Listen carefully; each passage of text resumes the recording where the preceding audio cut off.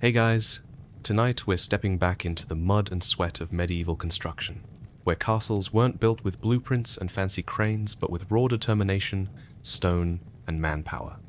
Forget the majestic towers and battlements you see in fairy tales. The real deal, it was grueling, dangerous, and often a race against time.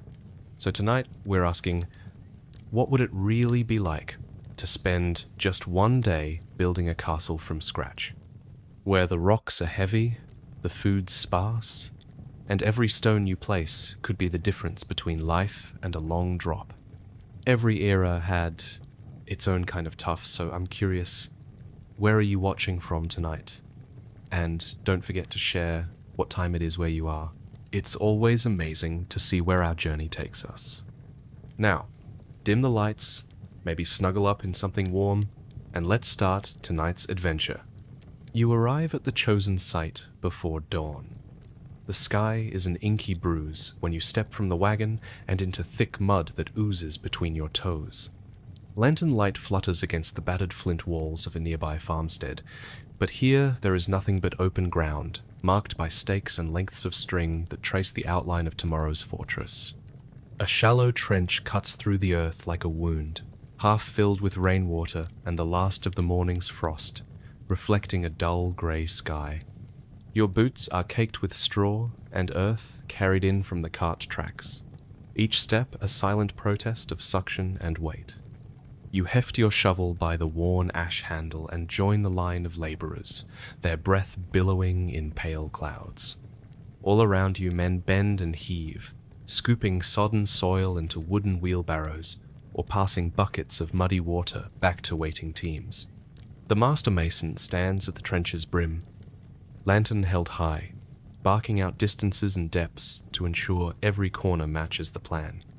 There is no glamour here, only the relentless rhythm of iron in earth and the steady pulse of human muscle. The trench is only the first of many to come. Though narrow now, it will become the foundation for walls 10 feet thick, supporting the weight of battlements, towers, and keeps. Today it is the shape of things to come, a promise carved into wet clay. You kneel to test the trench floor, your palm sliding through slippery muck until murmurs of cold reach your fingertips. You note the water level, swallow a breath of misty air, and ease your shovel beneath a clump of sod. The ground gives with a squelch that echoes through the trench, and you lift your load with a grunt, tossing wet clods to the side. Above you the sky lightens to gunmetal blue, revealing more of the hilltop's contours, knotted roots of oaks long ago felled, patches of heather brittle with frost, and the slope that will become a dry moat. You feel the chill in every joint as you twist and turn, shoveling deeper, widening the trench by inches. Every breath carries the tang of earth and damp straw. You glance at your mates and see faces streaked with mud, brows knit in concentration, eyes half closed against the cold and the first stab of sunrise. A rooster crows at a distant farm, and you take a moment to wipe your sleeve across your mouth, tasting a mixture of grit and sweat. In the half-light, you can just make out a group of quarry labourers setting down the first stones on a nearby cart. Later, these stones will be cut and dressed before they are carried here, but for now they sit in piles like grey corpses, waiting for their shape to be revealed.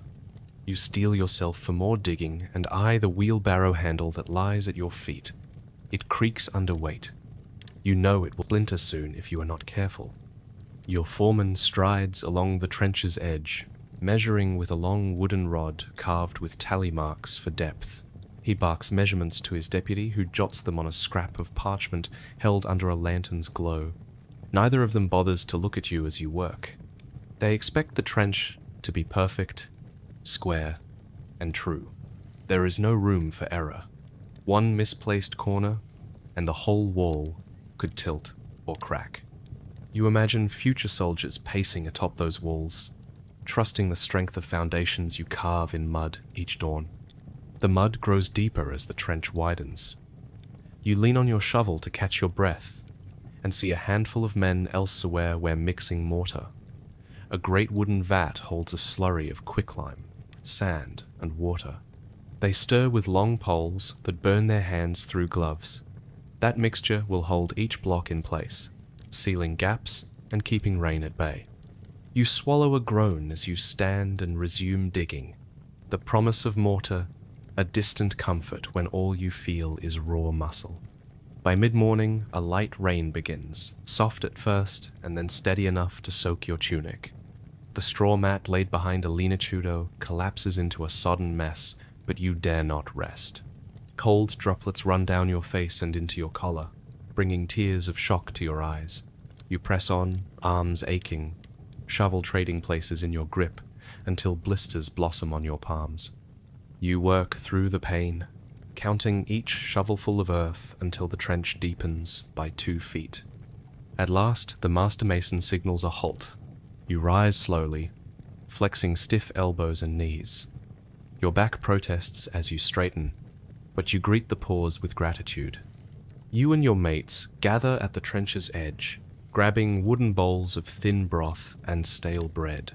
Each bite tastes of hard work and colder dawns. You chew in silence, watching droplets dance off plank platforms above, where carpenters begin to frame the first scaffolding posts. When your stomach can bear no more, you drain your bowl and stand. The trench is now twice as wide as when you arrived, its edges neat and level. You wipe mud from your forehead and share a nod with the man beside you, whose hands tremble as he rubs a fresh salve onto his knuckles. Around you, the site hums with new purpose. Stonemasons approach, wheelbarrows roll into position, and soon the first blocks will be hoisted into place. You lift your shovel once more, ready to dig deeper. Tomorrow the trench will grow again, and the foundation stones will follow. For now you inhale the damp earth, tasting the weight of what you have done. This is only the start of a long journey. Step by step, you will raise towers higher than trees. Day by day, you will carve a kingdom out of stone and soil. But for this dawn, you stand on muddy foundations, and that is enough. You drop your shovel at the trench's rim and step aside as 2 men lower a wooden pump into the standing water. They crank the handle in long, even strokes, drawing murky liquid up through leather hoses and emptying it onto the spoil heap. Mud splashes against your boots as you press your palms to your thighs and rub the ache from your lower back. The air is thick with the smell of wet earth and sweat. Above you, the sky has cleared to pale blue, though the ground shows no sign of drying. Once the trench is empty, the foreman calls out that it is time to lay the footing. A steady procession of wheelbarrows carries river, gravel, and crushed stones to the bottom of the trench. You guide the first barrow into place, tilting it so the stones pour out in a neat pile. Each man takes a turn spreading the gravel with rakes into a uniform bed. You rake in long strokes, pushing the stones against the trench wall until the layer is level and about 6 inches deep. Tiny rocks clink under your rake teeth while you work. Nearby, a pair of laborers begin tamping the gravel with a heavy wooden rammer. You take your turn, lifting the rammer by the thick handle and driving it down into the gravel with all your strength. The impact sends vibrations up your arms and into your chest. You repeat this motion until the gravel compacts into a solid platform. Bits of gravel scatter under the rammer's foot, and you brush them back into place. Each strike flattens the stones and holds them steady like a mortarless deck. When the gravel layer is uniformly compact, the master mason inspects the surface with a plumb line and a spirit level. He lays the level across the stone bed and turns the vial until the bubble centers itself. His finger traces a line in the gravel where the footing must be perfect. He nods and strides off to direct the masons who are readying the first course of blocks. You wipe sweat from your brow and crouch down to fill the levels hollow with a handful of small pebbles until the bubble rests perfectly in the middle again. Next comes the mortar. A team of men stand around a great wooden tub that holds lime putty mixed from quicklime and water. One man shovels sand into the tub while another stirs with a thick pole. You join them, pouring in horsehair and then splashing in water until the mortar has the consistency of thick porridge. River sediment and flecks of lime cloud the mixture as you push and pull the shovel through it.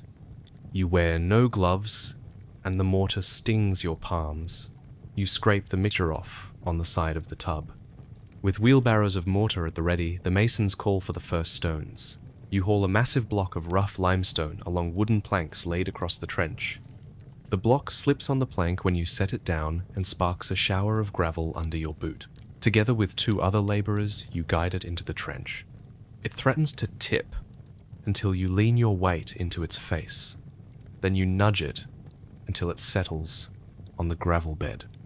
The mason applies a layer of mortar to the top of the block with a trowel and smooths it into a broad ribbon. You stand by to catch any drips. He places the next block on top with a thud that echoes through the site. You use a wooden mallet to tap it into place. A few chips of stone fly off as the face locks flush with its neighbor. He checks the alignment with the level again and taps until the bubble centers.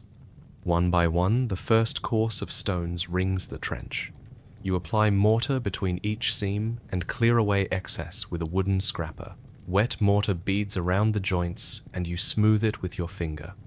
The smell of lime rises in your nostrils as you press the mortar into any gaps, sealing out water and frost.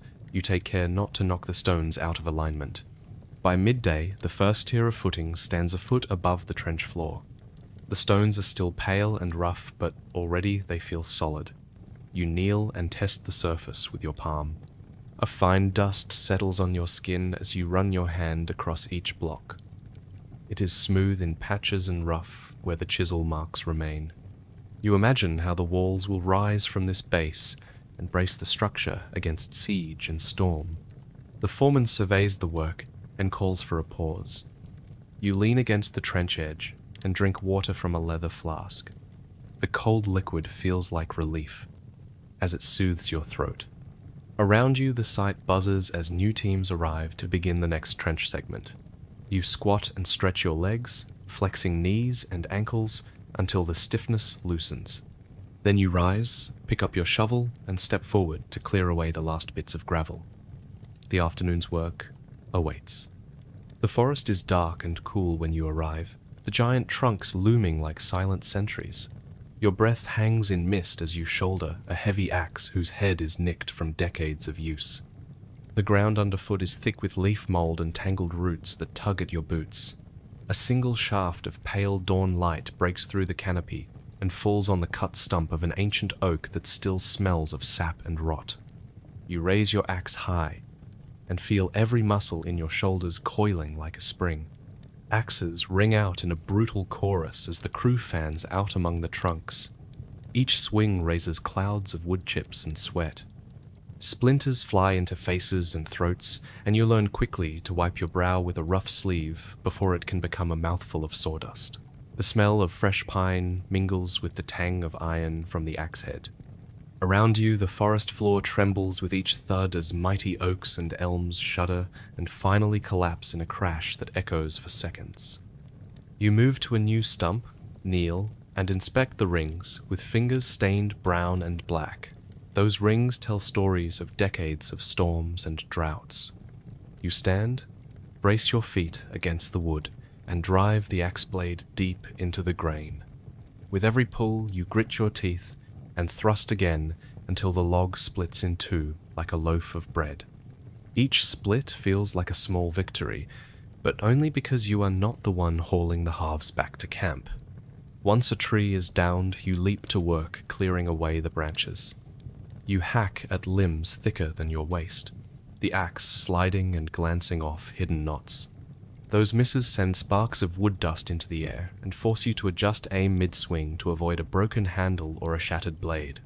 You grunt and curse as the foreman strolls by, nods, and mutters that the trees do not fell themselves. A handful of men wrestle a great trunk onto a crude sled of logs and ropes. Oxen strain at the harness and bellow when the load jolts. You run alongside, guiding the ropes and shouting instructions. The sled plows a trench through mud and leaves until it emerges into a clearing, where horses wait to drag the wood back to the carpenter's yard. You wipe a hand across your forehead and taste the grit of the day so far. By midday, the sun has burned through the canopy, and the forest feels like a steam bath. Your tunic is sodden and heavy, clinging to your skin. Your hair is plastered to your scalp with mud and sweat. You pause for water in a sunlit glade, kneeling beside a trickle of ice-cold spring. You cup your hands, drink deep, and feel a jolt of life in frozen veins. The others crowd around, heads bent in the same desperate way, sharing the one precious source of relief in a sea of shattered timber. Branches and logs pile up like a wooden fortress in the clearing. You and a comrade drag a branch twice your size to the edge and fling it onto the heap. You grunt as your back arches under the weight. You curse and then laugh when the branch skitters off and lands in the mud. Your companion offers a hand, but you shake your head and lean on the end of the branch, savoring the ache in your muscles. In the afternoon, the foreman orders a shift change. You leave the axe to a fresher pair of arms and pick up a billhook to strip smaller limbs from trunk sections. Each scrape of the billhook is precise and quick, but not any easier. Bark peels off in long strips that twist like snakes dropping into the pile. You marvel at the smooth grain beneath. Those logs will one day become scaffolding poles or roof beams. For now, they are just more work on an endless list. It starts to rain again, soft at first, and then in fat, drops that patter on leaves and stir the mud. You duck under a leaning pine and watch the sky darken. The men around you shrug off the rain and press on, their work ethic unbroken by a little water. You tighten the straps on your boots and forge back into the tangle of trees, axe in hand once more. Each trunk felled is one fewer barrier between you and the open ground where the castle will rise. As twilight falls, you gather at the campfire with your soaked companions. Muscles twitch and spines ache, but smiles flicker in the firelight. You roast a slab of salted meat on a spit and pass around bowls of thin pea broth. You trade jabs about whoso stamina will last until tomorrow. You know only fools brag.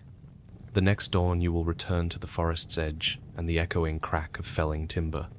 And yet, amid the pain and the grime, you feel a fierce pride taking root. Tomorrow, you will swing the axe again, and each tree you fell will carry your name into the stones of a castle that will stand long after the forest has grown back. You follow the felled trunks down a muddy track toward the timber yard, where half a dozen smiths and carpenters already toil beneath a thinning canopy of pines. The yard is a triangle of churned earth, crisscrossed with rough sawing platforms and stacks of logs awaiting transformation. A pair of oxen stand, yoked to a crude winch that drags heavy trunks along wooden rails. You leave your axe behind and pick up a long cant hook, its iron claw biting into the bark of an elm as you lever it into position. Alongside you, a master carpenter named Aldrich directs the operation. He wears a simple leather apron with pockets for chalk and a small knife. He points to a 12-foot trunk and says that it will become a support beam for the gatehouse. You hook the handle beneath the bark and heave with all your weight until the log tilts. He fires a command, and the oxen pull on the rope until the trunk slides free and settles onto a bed of parallel planks. Once the log lies still, a sawman takes over. He wields a broad two-man saw with a blade as long as your forearm. You and a fellow laborer kneel opposite him on the platform, each gripping a handle. At his count you pull back hard and push forward, the saw's teeth biting through oak with a steady rasp. Sawdust flies in yellow clouds and coats your tunic. You bite your lip against the grit in your teeth as you keep pace, legs braced wide to absorb the vibration through the handles. Every stroke inches the blade through the core until the beam separates. With a grunt, you lower the newly cut beam to the ground. Aldrich inspects the rough end and marks a line in chalk for trimming. You fetch a broad axe from a nearby bench and split off the excess wood. The block falls away with satisfying authority, revealing a smooth, square face. You trace the chalk line with your knife, and the carpenters applaud the precision. Next you move to the plank saw, a narrow blade set in a frame. You press the edge of a 10-foot trunk into the cradle and secure it with wooden pegs. A single saw works this machine alone, turning a crank and guiding the log past the blade. You watch as the blade hums and the log transforms into boards that drift to the ground in long white slices. The smell of fresh cut sap is sharp in your nostrils. You pick up a plank, test its straightness with a quick eye, then place it in a drying rack raised on stout posts. Between saws, you bale water from a pooled slab where rain has collected. You kneel and bale with a small cooper's vessel until the platform is safe to walk. Your knees sink into the wood grain and you rise stiffly. All around you, the men hammer heavy wooden pegs into mortises and tenons, transforming beams into frames for scaffolding and roof trusses. You kneel by a half-built scaffold post, plane in hand, shaving thin curls of oak until the surface is smooth and level. The shavings curl into spirals beneath your stool. Aldrich approaches and holds up a beam you have trimmed. He nods and says that it is straight enough to guide the masons when they set arches. You rest your plane against your leg and lean back to admire your work. The beam fits perfectly between two upright supports. He claps you on the shoulder and sends you to fetch U-planks for flooring in the watchtower. You haul the plank across your shoulder, the edges biting into your forearm. Each step towards the drying rack is a reminder that nothing here is light. You unload the plank and carry a chalk line to mark it for cutting. The sawman shifts you a chair by the panel saw. You sit, rest your knee, then draw a line with careful strokes. When you flick your wrist, he smiles and says that few novices cut so true. You muster a grin and wipe sweat from your brow. Afternoon sun brings a lull in the rain, but a damp mist clings to every surface. You pull on a pair of coarse gloves and move to the oak pile, where smaller blocks await, shaving into wedges and pegs. You carve each peg from branches that have been split down the center, shaping 10 on end until your thumbs ache. Each peg is a key that will lock beams together without iron. You drop the finished pegs into a wooden bucket, then wash your hands in a basin of cold water that stings like ice. On the far side of the yard, the apprentices gather around a chopping block where someone is teaching them to square beam ends with wedges and mauls. You step over to offer advice on splitting along the grain rather than across it. One apprentice follows your instruction and the beam splits cleanly. He looks up at you with wide eyes and you nod. He thanks you and you feel a spark of pride. As dusk settles, the lumberyard transforms again. Lanterns are lit on stout poles, and the men pause their work to share thick bowls of pottage. You gather with them under a lean-to, leaning on your tool belt. You sip the steamy broth and chew chunks of coarse bread, the warmth spreading through your chilled bones. Around you, the crackle of fire blends with the scent of smoke and wood. After the meal, Aldrich tasks a handful of you with stacking the beams into piles sorted by length and thickness. You lift each beam and position it on raised racks so that air can circulate. The logs from this morning's clearing will become joists, lintels, scaffolding poles, and formwork for buttresses. Every piece is destined for a purpose in walls that will stand for centuries. You finish just before the lanterns gutter, and the workers begin to drift off toward the camp. You lean your back against a pile of boards and breathe deep. The yard is quiet, but for the drip of water from the canopy and the distant hum of the campfires, you look across the stacked timber and see the outlines of the forest you cleared only hours ago. Tomorrow you will return to dig more of the trench and cut more beams. But for now you rest on a rail and feel the weight of union with every plank you have moved, every wedge you have carved, and every stroke of the saw you have matched. The castle grows inch by inch beneath your hands, and though your muscles throb in protest, you feel fueled by a fierce satisfaction.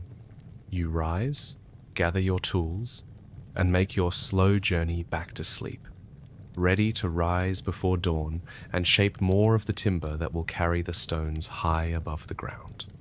You arrive at the quarry at first light, the sky still pale, and mist clinging to the rocky outcrops. The air smells of damp stone and sweat.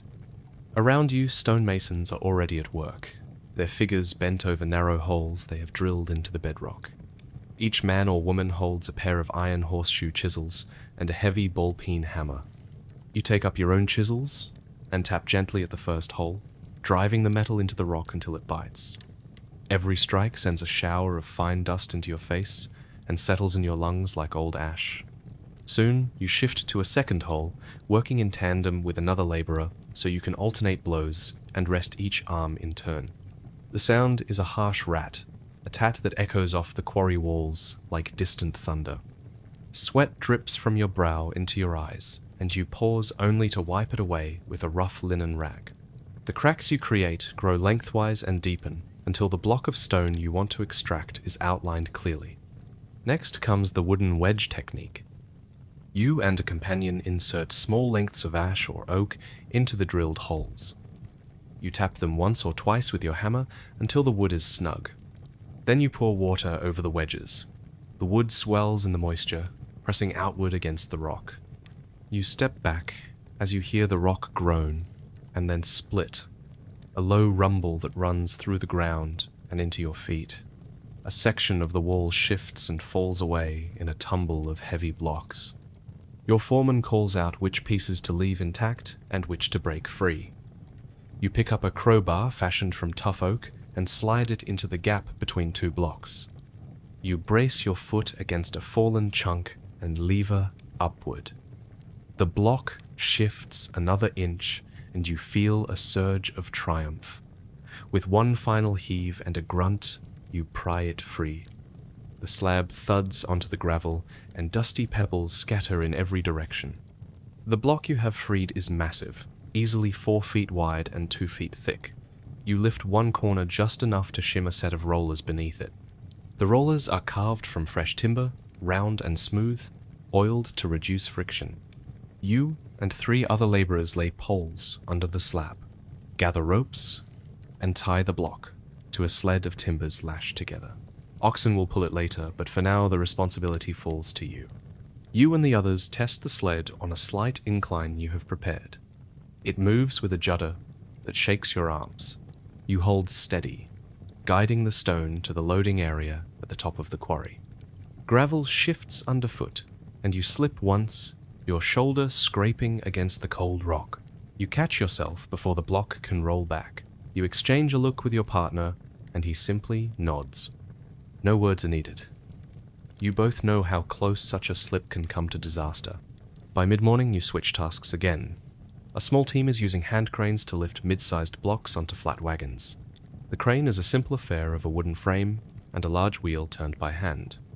Each turn winds a rope and lifts a stone slab a few inches off the ground. You take your place at the crank handle and lean into it with your shoulder. The wheel turns slowly at first, then faster as your arms find a rhythm. Stones rise inch by inch until they clear the crane frame. At a signal, you guide the slab onto the wagon bed. Each thump of stone on timber resonates in your chest. The sun climbs higher and the quarry warms quickly. Dust from the drilled holes hangs in the air like a pale cloud, drifting down in soft gusts every time the wind stirs. You pause to drink from your leather flask. The water tastes of iron from the old flask mouth, but it cools the burning in your throat. You wipe your mouth and resume work, shifting to edge dressing with a heavy point chisel. You chip away the rough bits, urging the tool into the stone at a precise angle so the face will be smooth. A fellow mason comes to inspect your work. He runs his hand over the slab's face and nods. He marks your block with chalk to show it has passed inspection. You smile, proud that your rough handling did not scar the face too deeply. He taps the surface once with his hammer and listens for a clear ring. That tone means the stone is sound, free of internal fissures that might compromise its strength. In the afternoon, you join a small crew clearing the waste pile. Broken chips and pebbles from morning's work are tossed into a long pit. You pitch the debris with a wide shovel into a cart that takes it away for fill elsewhere on the site. It is the kind of back-breaking work that tests every muscle. Your arms and legs shake, and your back protests every bend. Yet you push through, knowing that clearing the waste is as vital as carving the perfect block.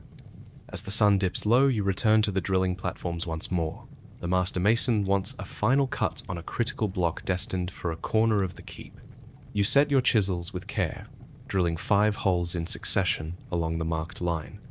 Your arms burn with fatigue, but you force each hammer blow down with purpose. Finally, you slip in the wooden wedges, pour water over them, and step back. The rock cracks free, with a sound like thunder underfoot.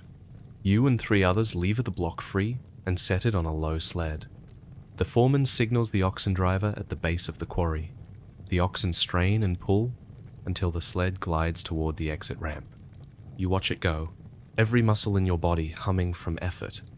Night falls as you wipe your face with a threadbare cloth. Your tools are slick with dust and oil. You gather them in a worn leather satchel and head back down the quarry path. The cooling air feels good against your skin, now slick with grime. Your boots squelch on the trail as you pass piles of stone you helped shape and logs you helped haul. Tomorrow you will return before dawn. The trench will wait at the hilltop, and the quarry will call you again. Each crack in the rock, each fall of a massive block, is a step toward walls that will stand for centuries. Tonight you bear the ache of every movement in your bones, the memory of every echo from the quarry walls, and the quiet satisfaction of having shaped the raw world with your own hands. When dawn breaks, you are back at the quarry before the sun climbs the sky. The stones you freed yesterday lie in neat rows, each marked with a chalk letter that corresponds to its place in the wall. The master mason greets you with a nod and a thick leather-bound ledger. He hands you a brush and a small bucket of water. Your first task is to clean the faces of each block, so he can inspect them for flaws. You dip the brush and scrub away the dust and grit until the pale limestone gleams in the morning light. He moves down the line, tapping each cleaned face with his hammer. A clear ring means the stone is sound. A dull thud means it hides a crack. One block is rejected and rolled aside for later crushing into rubble. You note its position in the ledger and move on. There are dozens more stones to test before the day is half gone. Next, you and a team of 3 carry the approved blocks to a raised staging platform. The platform is made of thick timbers tied together with rope and braced on sturdy posts. You use heavy lifting hooks to grip the stones, then heave them onto the platform. The wood creaks under the weight but holds steady. Each block slides into place with a low groan that echoes through the quarry. Once all the blocks are staged, the foreman calls for chiseling. The masons gather around each stone, lay out measuring rods and scribes, then mark guidelines for the final dressing. You stand ready with a point chisel and hammer. They call out each line and you drive the chisel in, working along the edge until a thin slice of stone pops free. You chip down the rough surface, following the mason's chalk lines until the face is flat and true. You test your work with a straight edge and nod when the stone meets the mark. By late morning, the first batch of dressed blocks is ready for transport to the castle site. You guide them onto sleds carved from green oak. Horses will pull the sleds along packed earth paths. You stack the stones carefully, fitting them like pieces of a puzzle so they will not shift in transit. You lash them down with thick ropes and cover the pile with oiled canvas to protect them from rain. At the edge of the quarry, a team of riders waits to lead the convoy. You gather with the other laborers to watch the stones depart. The horses snort and paw the ground. A rider raises his hand, and the procession moves off, the sled boards creaking and stones rumbling over the track. You wave as they disappear around the bend, knowing you will see them again when the wall rises. With the first load gone, you return to the staging area and prepare the next batch. Sweat drips from your hair as you rotate between chipping, brushing, and loading. The sun climbs high and the heat intensifies. The limestone reflects the light and warms the air into a furnace. You pause only to drink from your flask or wipe your face on your sleeve. Around midday, the master mason summons you to inspect a particularly large block destined for the gatehouse arch. It must bear the weight of the drawbridge above. He measures its curvature with a compass and a string line. You hold a broad chisel while he guides your hammer blows, shaving away shards until the stone curves perfectly. His eyes narrow as he checks for symmetry. When he finds your work true, he steps back, nods, and stamps his boot in approval. In the afternoon, you help lay the first stones in the foundation trench at the castle wall.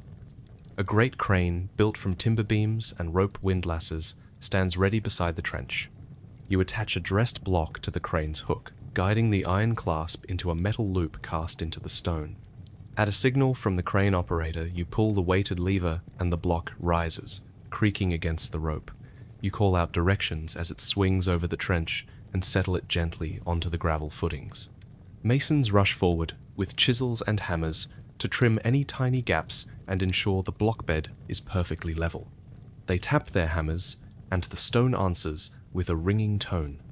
You stand back as the first course of wall stones takes shape, their pale faces aligned in an unbroken line. You run your hand across the top, feeling the cool smoothness of the dressed limestone. As evening approaches, you return to the quarry for one last load. The air cools and the dust settles. You fetch a lantern and use it to guide stones into the sled in the growing dusk. The workers move more slowly now, their rhythm steady but tired. A final convoy gathers at the track, ready to depart for the castle. You wave again as they vanish into the gathering shadows. The master mason closes his ledger and thanks you for your work. You feel the ache in every limb, but a quiet pride swells in your chest. The stones you shape today will become walls that shelter thousands. You lift your lantern and follow the path back to camp, knowing that tomorrow you will rise before dawn and do it all again. You will drill new holes, split fresh blocks, and help raise a fortress from raw rock. And each crack and roar of falling stone will echo your labor and endurance for centuries to come. You arrive at the mortar pit before dawn. The air is sharp, with the smell of burning lime and wet earth. A row of clay kilns stands smoking on one side of the yard. You shoulder a shovel and approach the first kiln where lumps of limestone glow white hot. You dig into the coals and pry free chunks of quicklime. Each piece hisses when it hits the air, and your tongue prickles at the dust. With a leather bucket, you carry water from the well and pour it over the glowing lime. The reaction is violent and brilliant. Steam roars up in clouds that sting your eyes. You step back as the quicklime slakes, crumbling down into a white powder. The air fills with the tang of caustic stone, and you cough until the stokekeeper waves you onward. Next, you fill a wooden trough with the slaked lime. You add clean river sand in measured shovelfuls. The foreman calls out proportions, and you heed each count. You hack handfuls of coarse horsehair from a waiting bin and mix it into the dry blend. The hair is sticky with remnants of sweat and straw. You toss it in and rake it through sand and lime. Then comes water again. You pour it slowly so the mixture sags between shovel and trough. You stir with a long ash pole until the mortar becomes thick and creamy. Each stir brings up sticky strands and small air bubbles. Your pole coat slicks with grey paste. You pause to wipe your brow on your sleeve and taste grit in the back of your throat. A team of wheelbarrow pushers waits by the mortar pit. You shovel generous scoops into each barrow and level it off with the flat of your shovel. The wheelbarrow wheel dips into the wet ground and you brace the handles.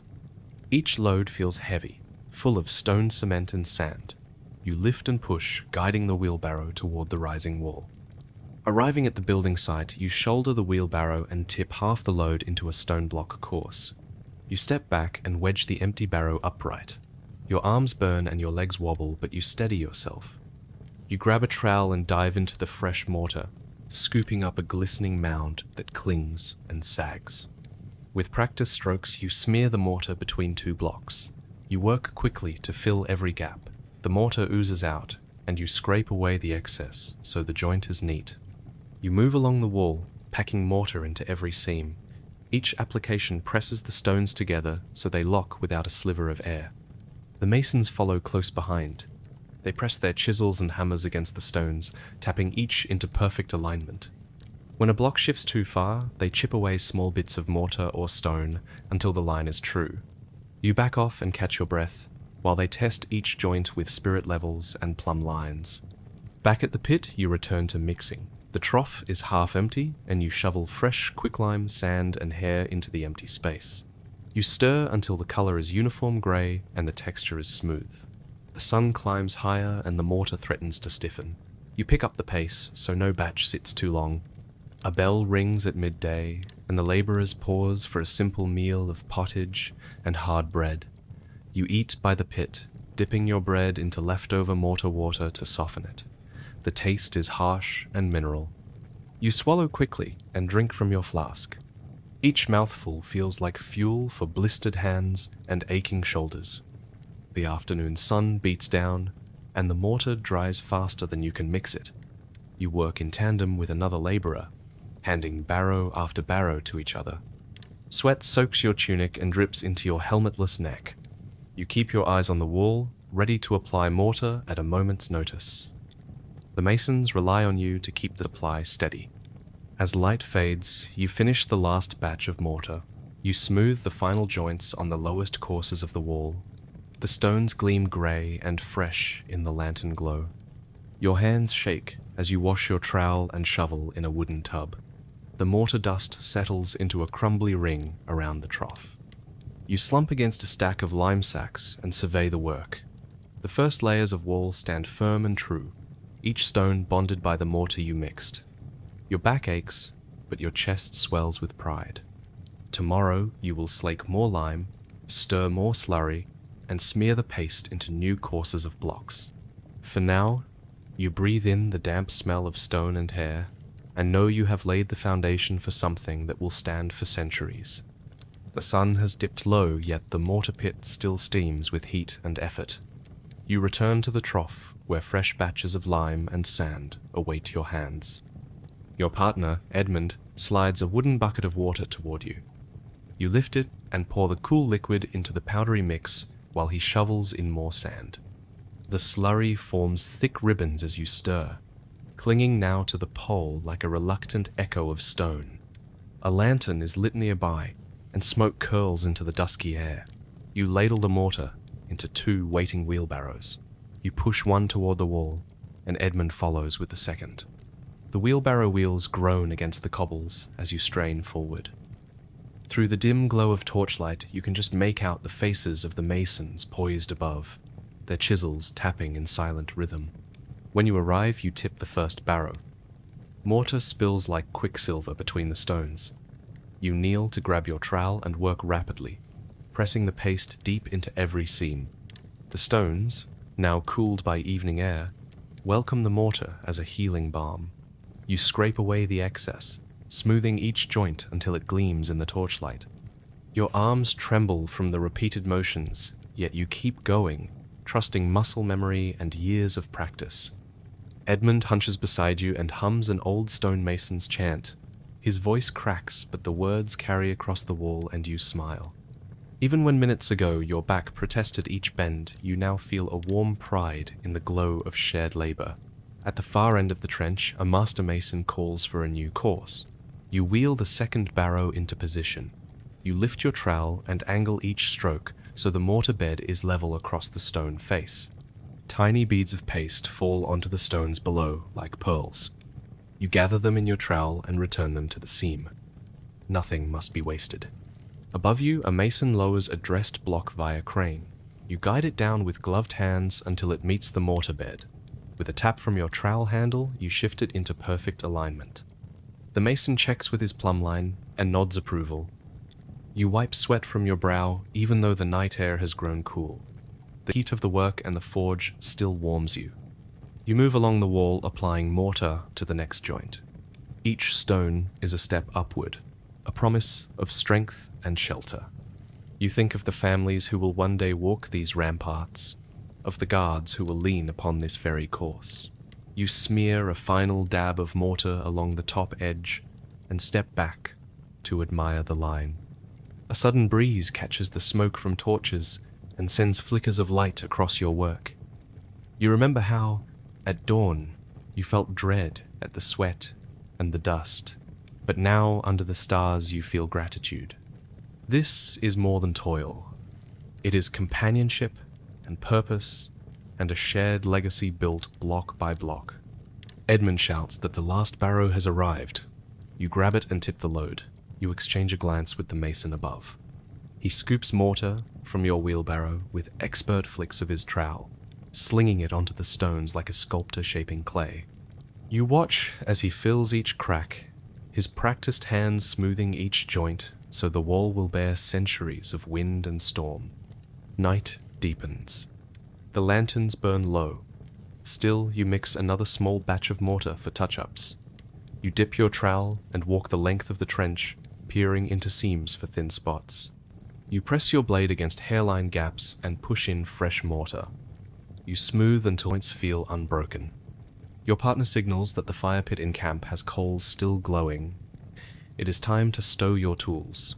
You scrape your trowel on the trough's rim and rinse your shovel in a barrel of clear water saved for that purpose. You wipe them against a heavy cloth and stand them upright against the kiln's side. You brush off your hands and crouch beside the wall one last time.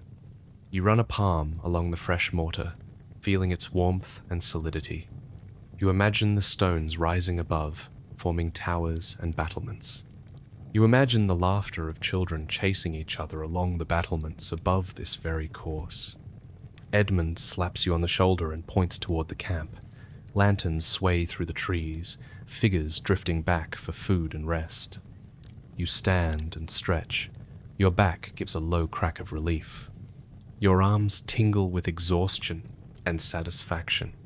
Together you walk down the path that leads to the campfire. You shoulder a small pail of leftover mortar water and hand it to the camp cook, who will use it to seal cracks in the hearth.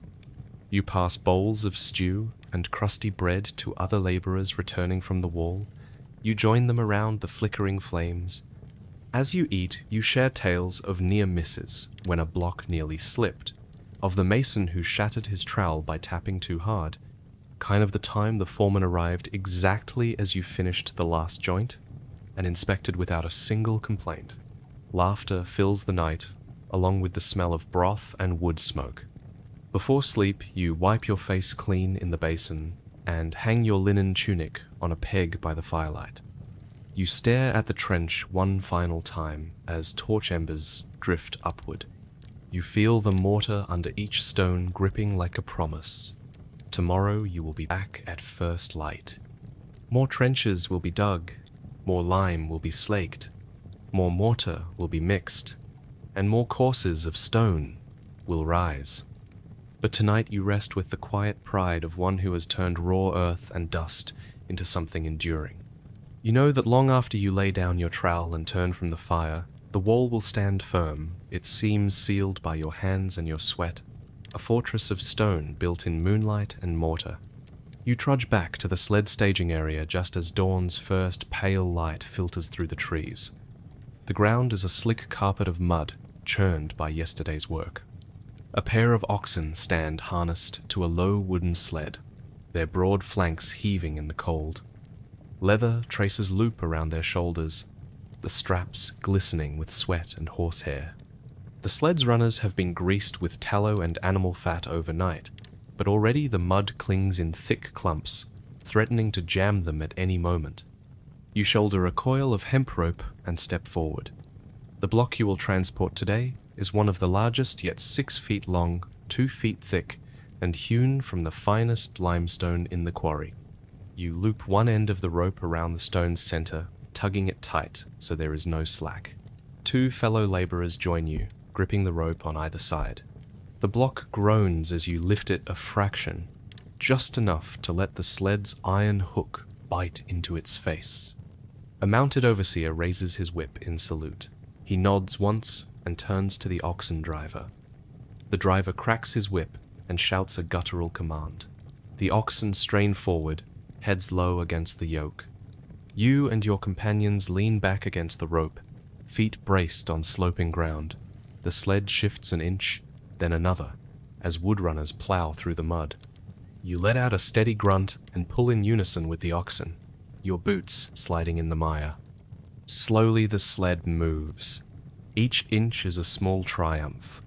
The rope vibrates underfoot, and you can feel every movement of the heavy stone through the fibers. Mud spatters your shin as the sled lurches forward. You lean into the pull, planting one foot firmly ahead of the other. Your back protests with each step, but you ignore it.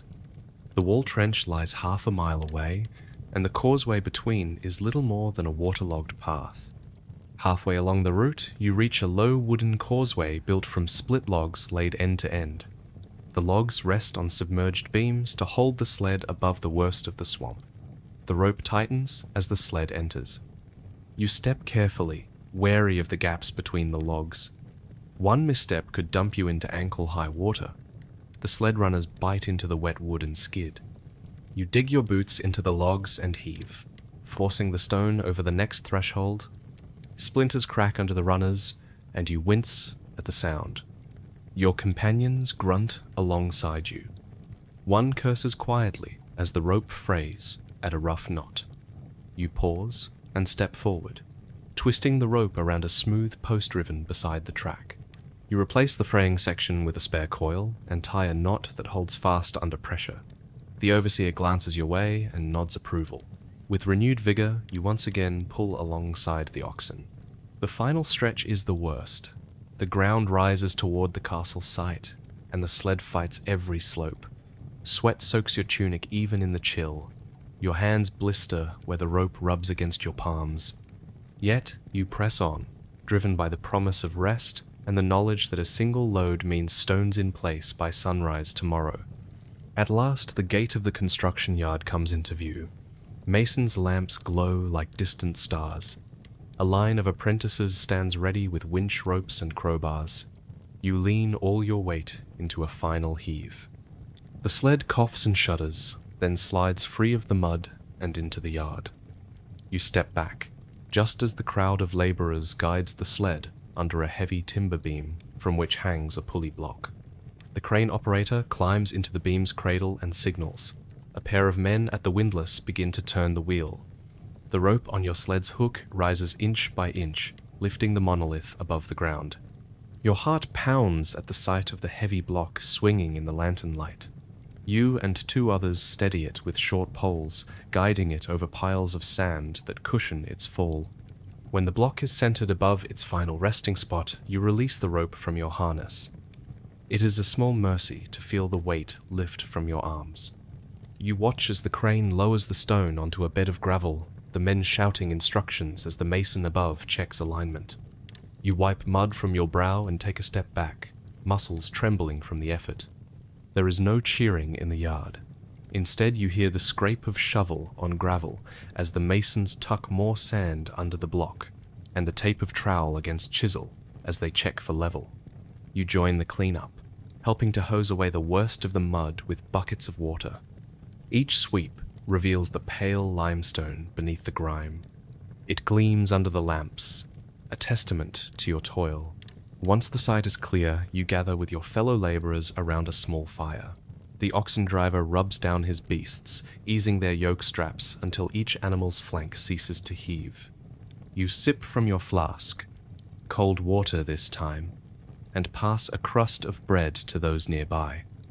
No words are spoken, yet you feel a deep bond in the shared memories of mud and muscle and stone carried across the mire.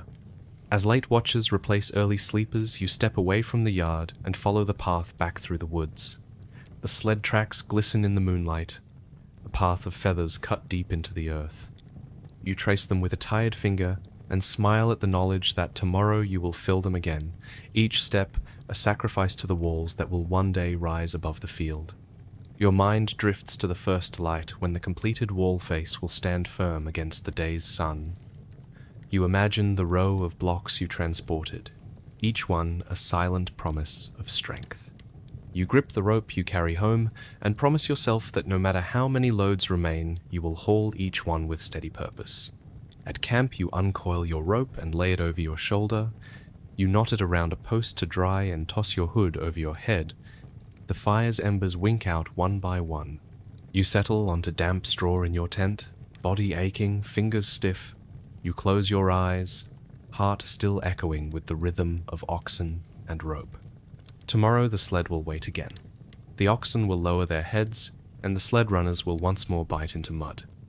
And you will step forward, coil rope in hand, to pull with every ounce of breath and bone and sinew until the path is clear and the wall stands higher still. Night deepens as you guide the empty sled back through the gate. The lanterns now glow softly along the wall course you helped build. Your arms ache from the final release of tension, but the crisp night air feels good on your face. You step off the sled and shake the mud from your boots. The oxen driver slips the traces from his weary beasts and pats them gently, murmuring words of thanks for their strength. You join him, offering a handful of oats you've saved for this moment. Their broad muzzles nuzzle your hand, a silent gesture of gratitude that warms you more than any fire. With the oxen settled, you turn to the remaining rope coils. You unloop the lines from the sled hook and shake them free of mud and grit. The rough hemp rubs across your palms, but you welcome the sting. You coil each length carefully so it will be ready at dawn. As you lay the ropes across a wooden beam, the cook emerges from the yard with steaming bowls of gruel and thick slices of barley bread.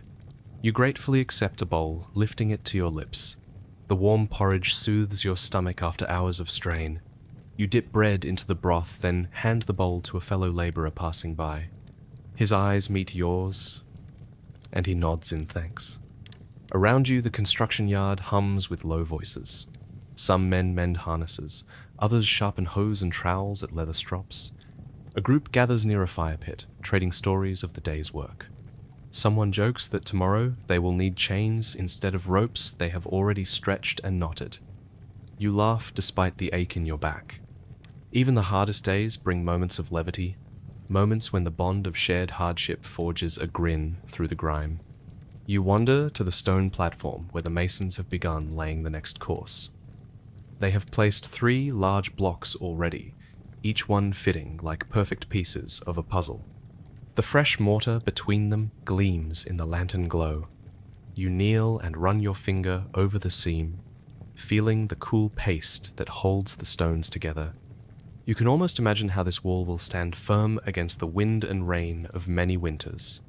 The thought fills you with pride. One mason, dry and precise, beckons you over. He hands you a pointing trowel and shows you how to detail the edge of a block. You follow his guidance, using the narrow blade to create a crisp groove where the next block will sit. He watches silently, then nods approval and steps away. You straighten and brush the mortar from your tunic. Even in the deep night, you can see the faint smirk on his face. You return the trowel and he offers you a chunk of cheese wrapped in cloth. You break off a piece and chew it thoughtfully, savoring its sharp tang. Beyond the wall, the forest stands like a dark cathedral. You pause and listen for the night creatures. An owl calls from the pines. Somewhere a fox pads through the undergrowth. The world beyond the wall feels both distant and immediate. You have carved this place out of raw wilderness and tamed it with your hands. Someday your name will be lost to time, but the wall will endure as proof that you and your comrades once stood here and built something lasting.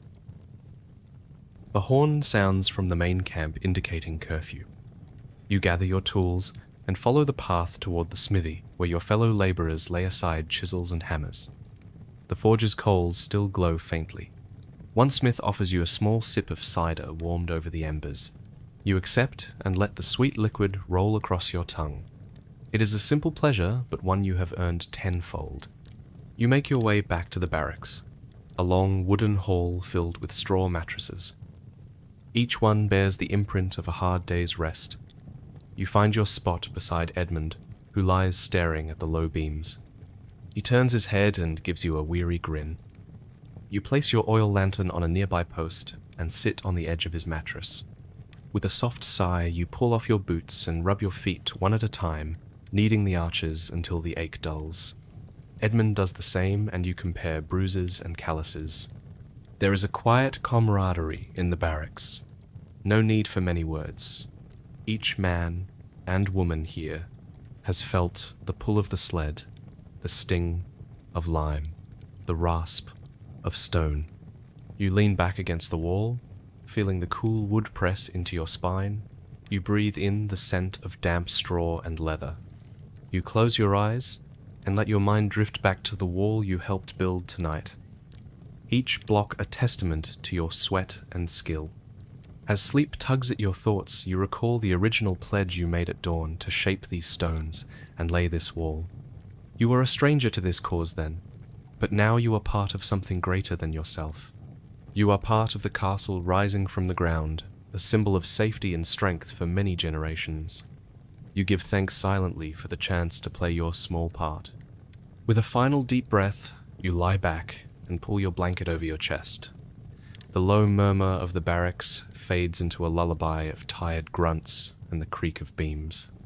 Outside, the wind rustles through the forests and carries the first notes of dawn's song.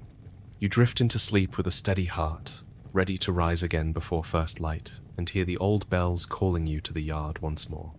You step onto the foundation trench before first light, boots sinking into damp earth. The trench runs in a straight line, 6 feet deep, and wide enough for 2 men side by side. Wooden stakes and taut cords mark the center line. A shallow layer of gravel has been spread along the bottom to aid drainage. You kneel and press a handful of gravel into place, feeling the tiny stones shift beneath your fingers. Behind you the crane stands tall, a lattice of oak beams braced with iron straps. A thick hemp rope loops over the top pulley and disappears into a capstan turned by a pair of laborers. You watch them heave in time, muscles straining as the drum winds the rope and lifts the first massive block of foundation stone from the staging area. You grab a guiding pole to steady the suspended block. It swings slowly as the capstan turns, dust fluttering off its rough face. The block is 3 feet tall, 4 feet wide, and almost as deep. You plant your pole beneath one corner and hold it firm, feeling the grain of the timber press into your palm. A mason above calls out, "Lower!" and the crane operator jerks the lever.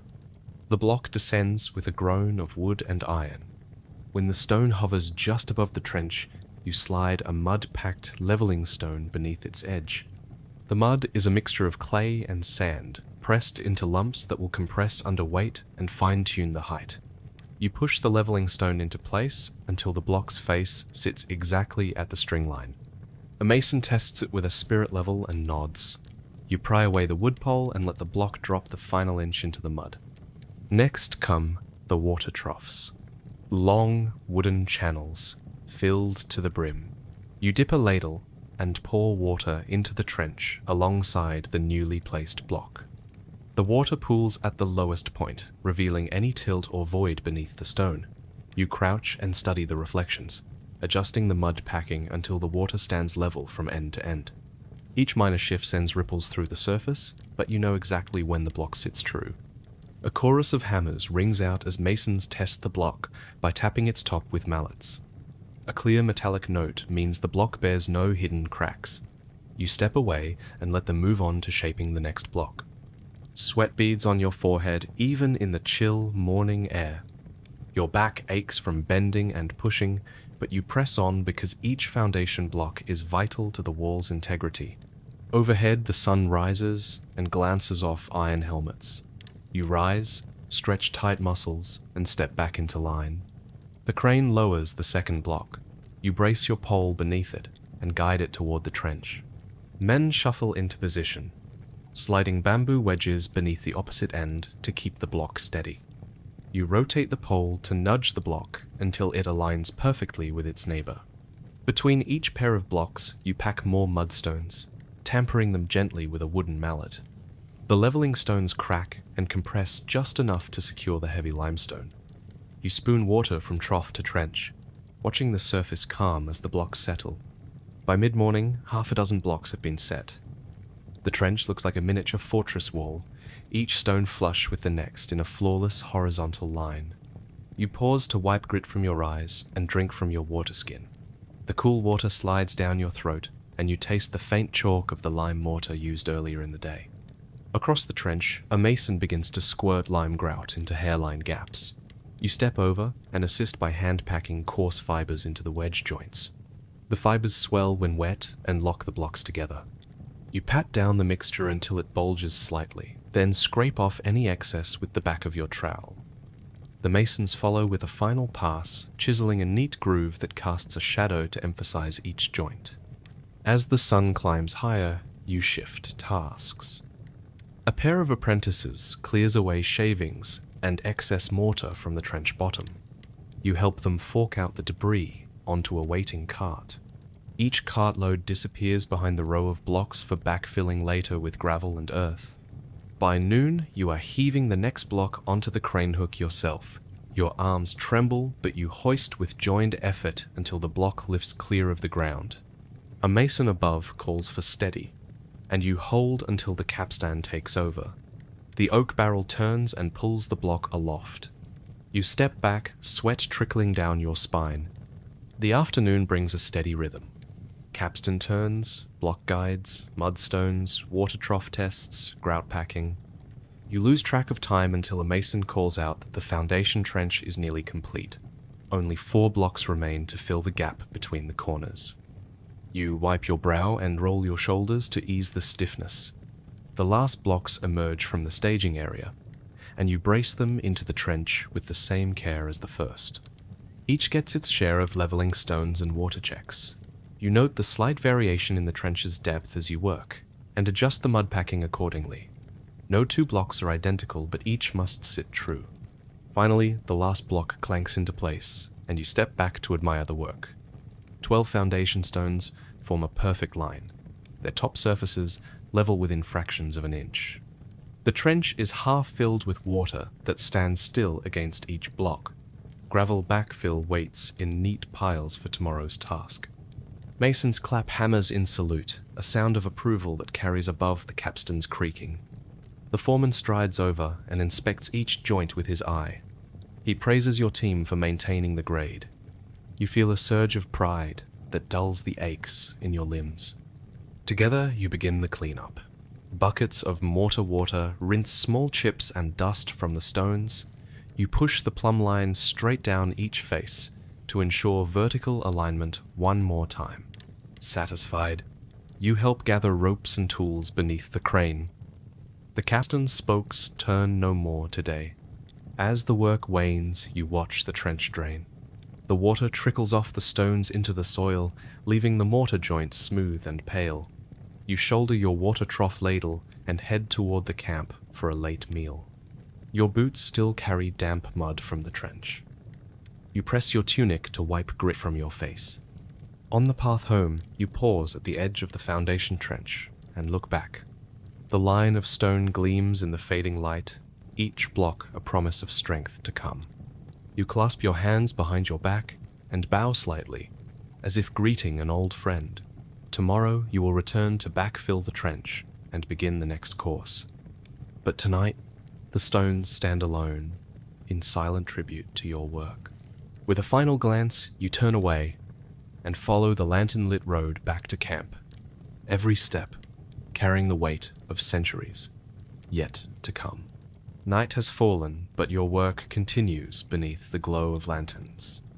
With the foundation trench laid and the first course of blocks carefully set, it is time to backfill and stabilize the stones before the next layer goes on. You return to the edge of the trench and find the apprentices waiting with baskets of gravel and clay. You kneel at the trench lip and scoop gravel into the cavity behind the blocks. Each handful you drop settles around the stones and fills the void between wall and earth. The gravel will allow water to drain away from the foundation and prevent frost heave in winter. You pack the gravel down with a wooden tamper until each mound is firm. Your arm muscles twitch with the repetition, but you know it is essential for stability. Once the gravel layer is complete, you turn to the layer of clay and rubble. You shovel in broken stones and clay lumps, mixing as you go to create a dense barrier. This backfill material will support the gravel bed and trap moisture before it seeps toward the blocks. You step back to survey your work. The blocks now stand as if emerging from a solid base rather than floating in a trench of water. Your partner fetches a bucket of water and pours it along the outer edge of the trench. The water pools on the backfill, testing its drainage. It percolates slowly through the gravel and disappears into the clay. You nod in approval. The foundation will shed water as expected. Next comes the cleaning of the block faces above the trench level. Mortar splashes and dust have dried on the top edge of the blocks. You grab a stiff bristled brush and sweep each face until the limestone is bright and clear. A mason above uses a cloth to wipe away any remaining grit. Clean faces are vital for the next mortar bed to bond properly. With the foundation secured, you move on to building a temporary working platform. You hammer sturdy planks across the trench, creating a walkway at the level of the first course. The platform is braced by posts driven into the backfill. You test each board before stepping on it to ensure it will bear your weight. The masons will stand on this platform when laying the second course of blocks.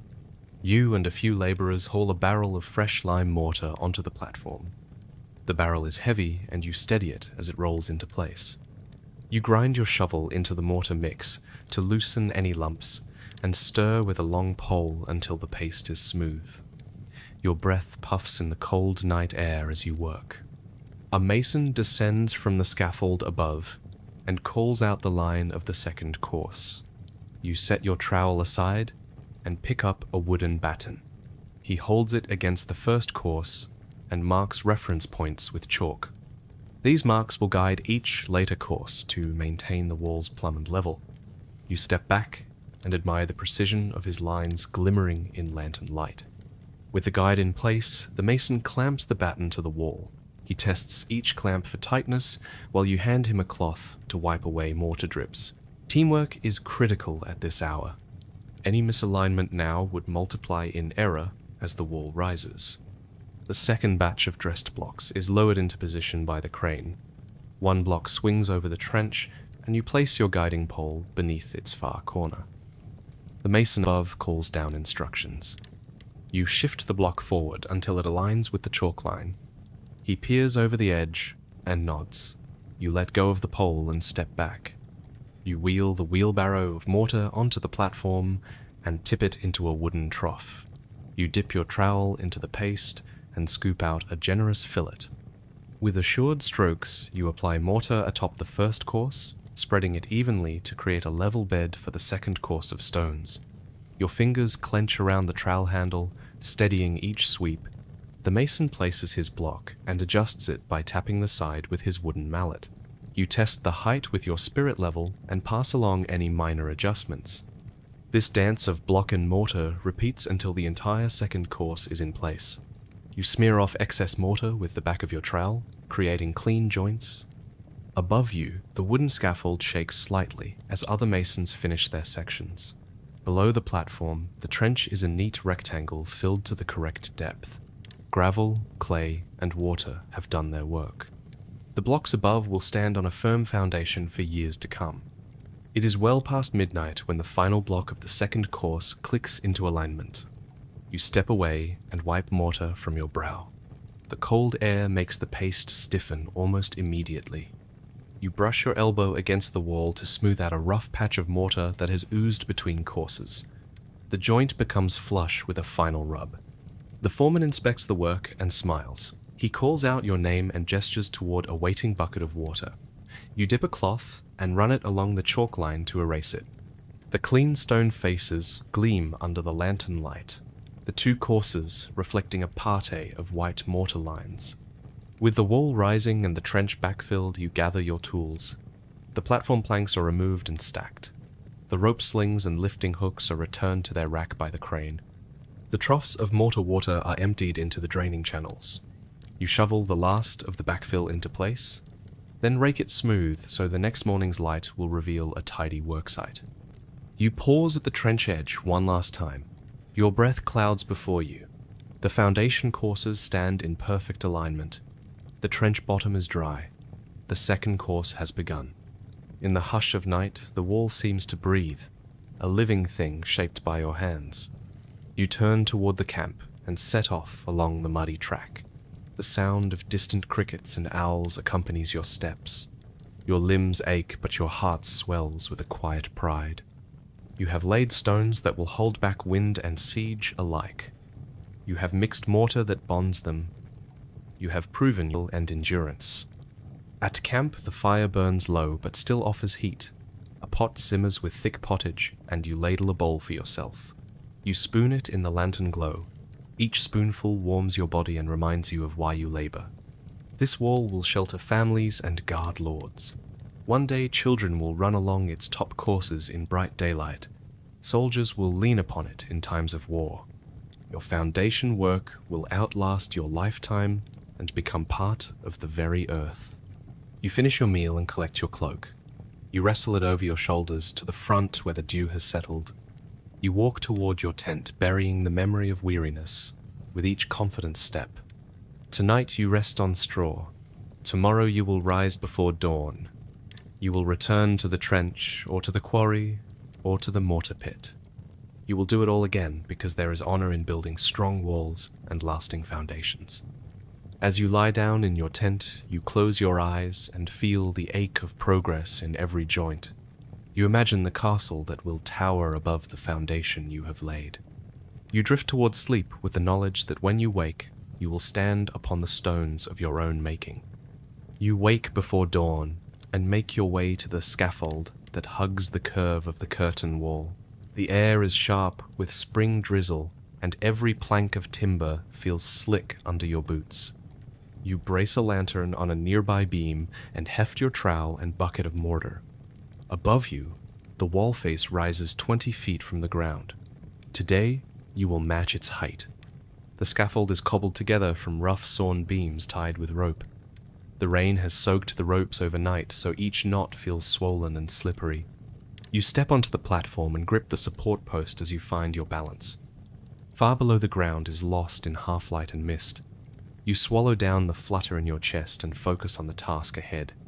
Your mortar is bone dry when you open the barrel. The lime and sand have settled into a dense mass. You add water from your flask and stir in slow circles until the mixture becomes creamy. Shreds of horsehair swirl through the paste and bind it together. You test a small amount on the platform edge to ensure it holds shape without dripping. You crouch beside the wall and scoop a mound of mortar onto your trowel. The cold paste clings stubbornly. You press it firmly between two limestone blocks where the joint is cracked. Each stroke presses the mortar deep into the seam. You level the surface with the back of your trowel and watch the reef of grey set against the pale stone. Above the mortar bed, 5 new blocks have already been placed. The masons check them carefully with straight edge and level. You follow their lead, tapping the blocks lightly with your trowel handle until they sit true. A misaligned block here will ruin the entire course. You glance sideways at the level and see the bubble resting in its center. You breathe out and move on. The wind whips around the corner of the wall, driving mist across your face. Water beads on the mortar and runs down the stone in cold rivulets. You wipe your brow with the back of your sleeve and steady your footing. The scaffold creaks beneath you. You press both feet against the beam and lean into the wall as you work. Every so often, a small chisel and mallet appear overhead. A master mason is trimming a block that refused to fit. He chips away a shaving of stone and holds it up for approval. His apprentice hands him a brush, and he sweeps the joint clean.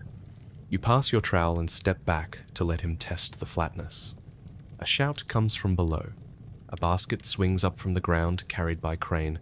Inside the basket lies a fresh block and a bucket of mortar. You hook a rope under the basket and guide it into position. 2 laborers man the capstan and wind the pulley until the basket settles on the platform. You feel the thud of timber against wood and the weight shift under your feet.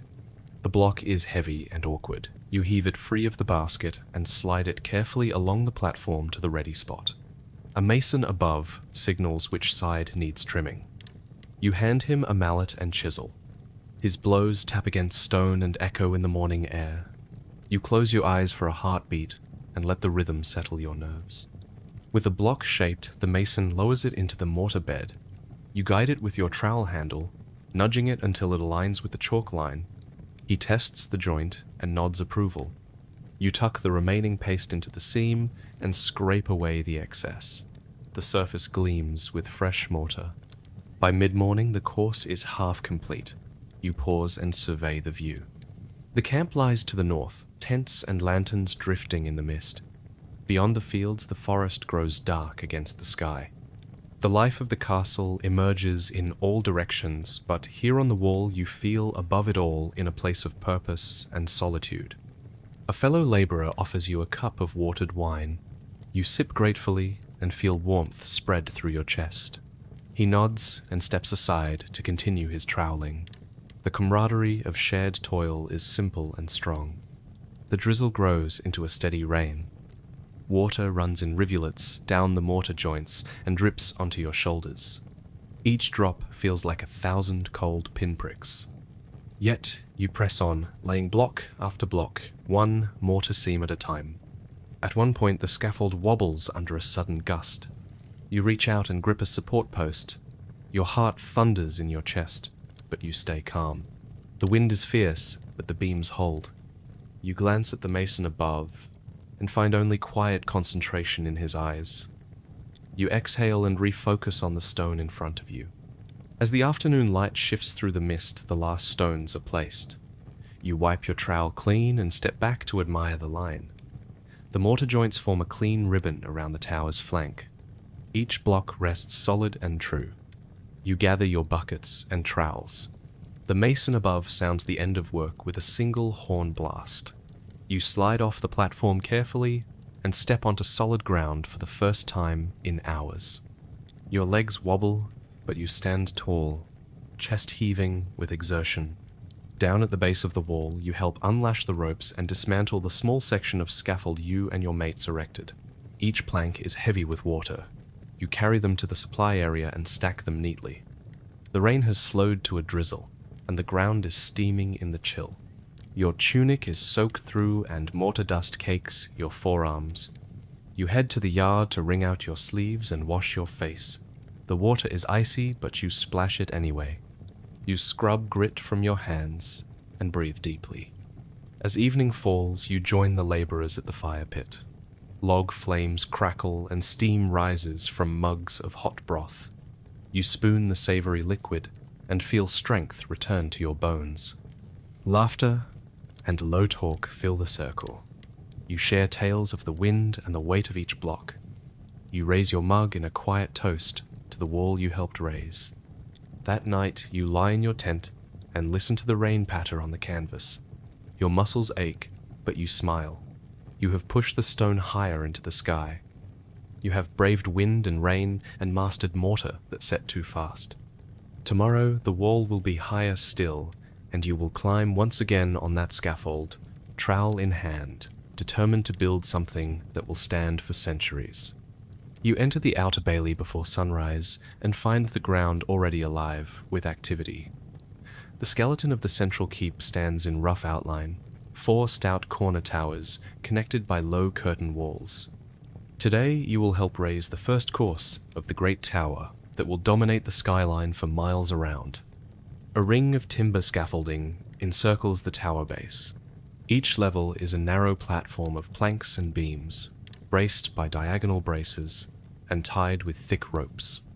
You climb stiff ladders to the second platform, feeling your muscles protest the climb. Rain has left the planks slick, so you test each step before committing your weight. At your belt, you carry a leather pouch of chalk line, a bone-handled trowel, and a length of rope for guiding blocks.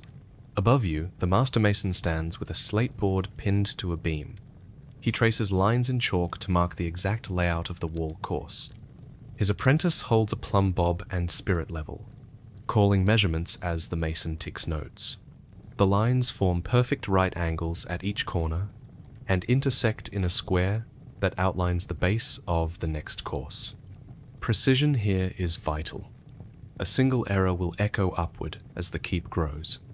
At ground level, the crane team rushes a limestone block onto the lift platform.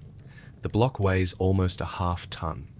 A canvas sling loops around it and hooks engage under the crane's gantry.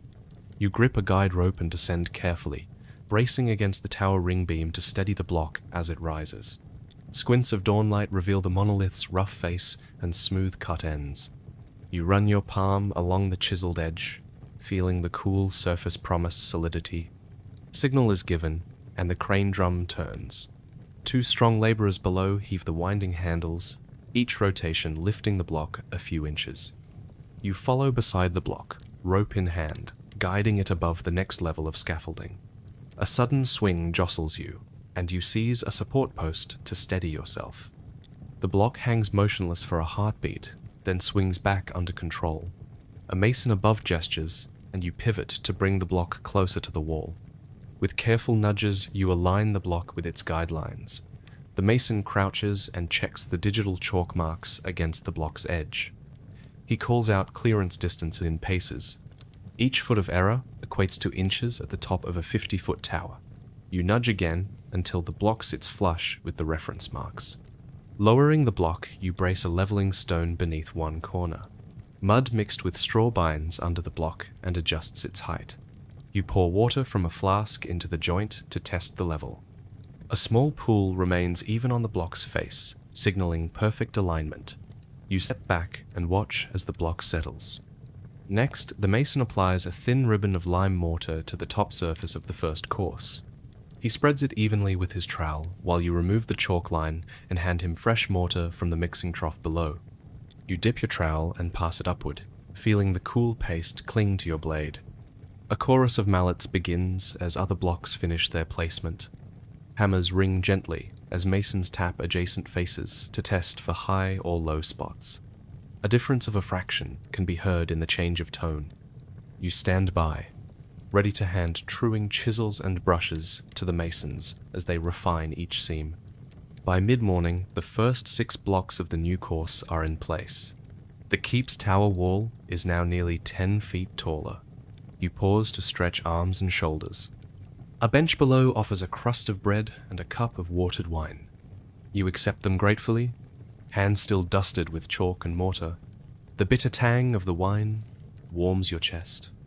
Above, a squad of apprentices lowers another block. It swings directly over your head. You steady it with your rope and guide it into the empty corner. The masons above shout coordinates. You shift the rope so the block rotates slightly, creating enough space to slip it into the last gap. It slides into place with a deep thud that echoes through the scaffold. Fatigue pulses through your arms, but you hold steady until the block is set. As the sun climbs, you repeat the process. Block by block, rope by rope, mortar by mortar, the tower grows skyward. You clip on a second rope to relieve the tension on your first. Sweat beads on your forehead, even in the cool air. Your tunic is stiff with mortar drips, yet each successful lift brings a sense of purpose and a vision of the tower's silhouette against the morning sky. Soon, the masons run out of blocks for the course. The crane lowers its hook, and you uncoil the guide ropes. Apprentices clear the debris from the platform below and sweep a fresh layer of sawdust to soak up spilled water and mortar. You hand them your trowel and chalk line. It is time for you to descend and fetch the next cycle of materials. At ground level, you join the block haul team. The staging area is a flurry of activity. Cartloads of freshly cut limestone arrive from the quarry. Crane operators direct the carts to the lift zone. Carters shout warnings as wagons back into position. You steady a cart while the driver unloads a block onto the wooden sled. Mud clings in thick clumps to its runners. You grab one end of the rope and pull the sled along timber rails to the crane hook. Back at the crane, you loop the rope under the block, hook it to the crane, and signal your teammates to crank. The load lifts once more. You follow it back to the scaffold platform you left behind. The cycle repeats without pause, as the keep continues to ascend. By late afternoon, the masons have completed the second course. A brace of iron clamps is set along the joints for extra support. Old mortar joints are scraped clean in preparation for tomorrow's work. You return to the crane and lower the bucket of remaining mortar back to the mixing trough. You tie off the guide ropes and help lower the canvas sling to the ground. Your last task is to help set the temporary braces. Wooden posts are wedged between scaffold beams and the tower wall at regular intervals. These will prevent the platform from shifting during the night's wind. You and a fellow laborer hammer the posts until they fit tightly. As dusk falls, the keep stands 2 stories higher than this morning. Lanterns placed at each platform level glow like watchful eyes. The tower looks both delicate and imposing. with its pale stone blocks seeming to float in the gathering dark. You wipe your brow and step back to admire the rising structure. The foreman offers a quiet word of praise as you descend the ladder for the final time. You nod in gratitude and join the other laborers at the campfire. Feet sore and back stiff, you accept a bowl of hot pottage and eat in companionable silence. Tonight, you will sleep under starless skies, feeling the tower tremble slightly in its first full day. Tomorrow, you will return before dawn to raise it higher still. Each day of work brings you closer to the keep's lofty battlements, where, once you stand guard, you will look out over lands shaped by your own hands. The thought is all the reward you need as you drift off to sleep. You climb the winding stair carved into the keep's wall and step onto the narrow ledge where the next course of battlements will be carved. A sharp wind slices across the platform, and you pull your woolen hood down lower on your head. Below, the courtyard is a patchwork of scaffolds and cranes, but up here it is just you, the cliff of stone, and the empty sky. Masons stand with chisels and hammers in hand, their cloaks tugged tight against the cold. Frost clings to their beards, and every breath hangs like a ghost in the air. You take your place beside them, settling your tools on a flat patch of stone warmed faintly by yesterday's mortar. Your gloves are thin leather and already wet with condensation. You flex your fingers and test the grip on your mallet before kneeling to work. The first task is the arrow slit, a narrow vertical opening just wide enough for a longbow to slide through, yet small enough to minimize your exposure when you draw back the string. The master mason has already drawn chalk lines on the stone face above you. He points to 2 parallel marks half a foot apart and 30 inches tall. This is where the slit will go. You steady your chisel against the lower edge of the line. The tip catches the stone's micro-grain, and you tap lightly with your hammer. The chisel bit sinks a hair's breadth into the limestone. You work from left to right, hammering shallow notches that will guide deeper cuts. Each tap sends a jolt of shock up your arm, and a plume of dusty white into the air. You pause to inhale deeply through your cloak and wipe grit from your eyes. As the groove deepens, you begin to feel the warmth of triumph. The line becomes a channel. Your mallet falls into a practiced rhythm. Giggles of frozen breath escape your lips with each strike. You must keep the chisel completely vertical, or the slit will be wider at one end and ruin the symmetry of the battlement. After nearly an hour of careful carving, you have carved the outline of the slit. The master mason inspects your work, nods once, and hands you a long pointed chisel to remove the center stone. You switch tools and begin chiseling away the interior. Chips of limestone fall to the platform below with a tinkling sound that echoes off the towers. You remove chunk after chunk until only a thin piece remains at the back of the wall. A mason above uses a wooden measuring rod to check the depth of your cut. You lean over and shine your lantern into the cavity. Light spills through the gap and falls on the courtyard 2 stories below. You swallow at the drop and remember why these slits matter.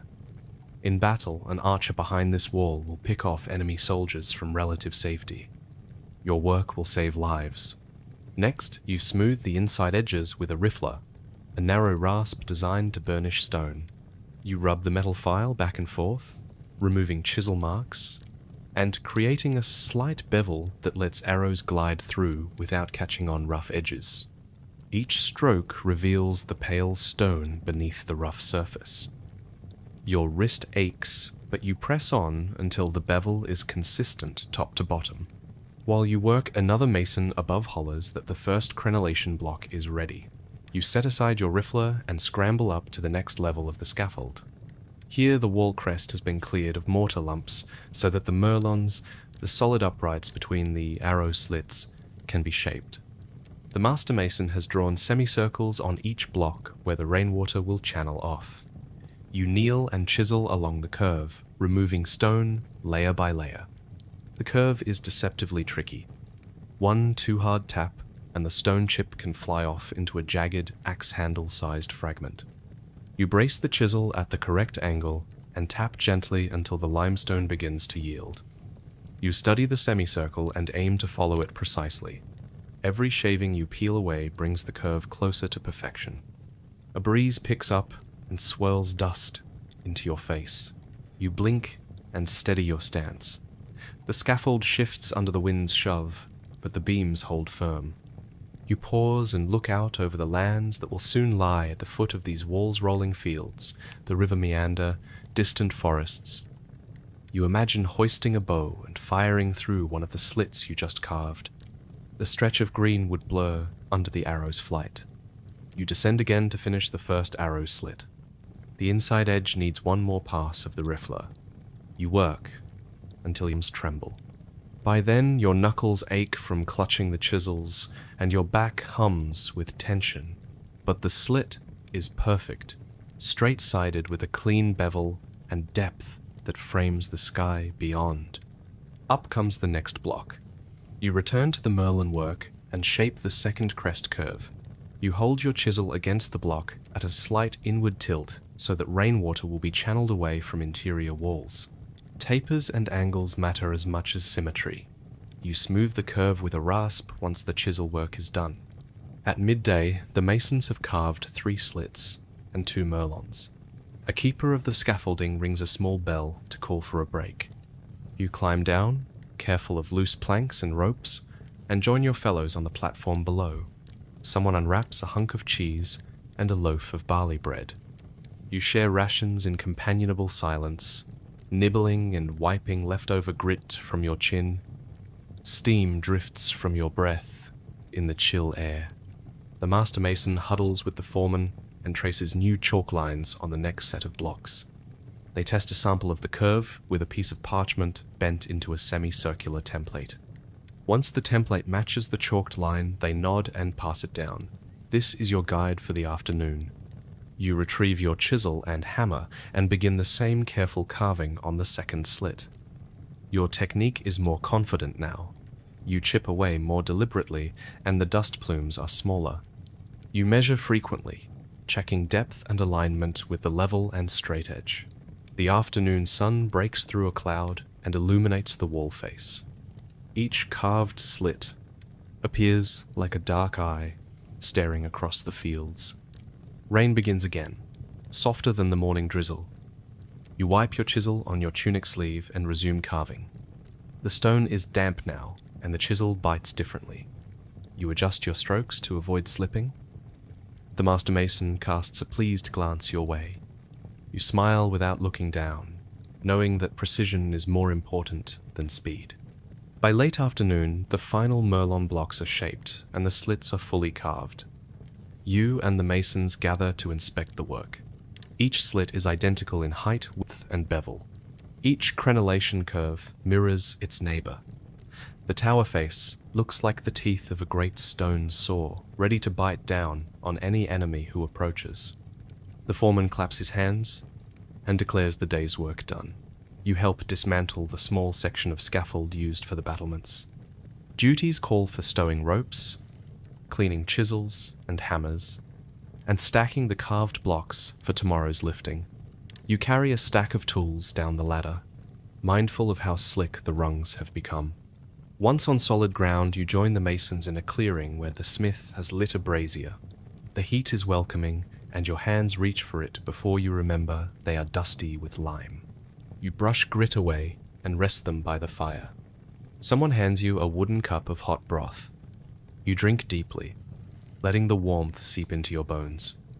Together, you share stories of the day's challenges: wind that nearly toppled the scaffold, rain that dulled the chisel's bite, the moment a splinter flew past your cheek.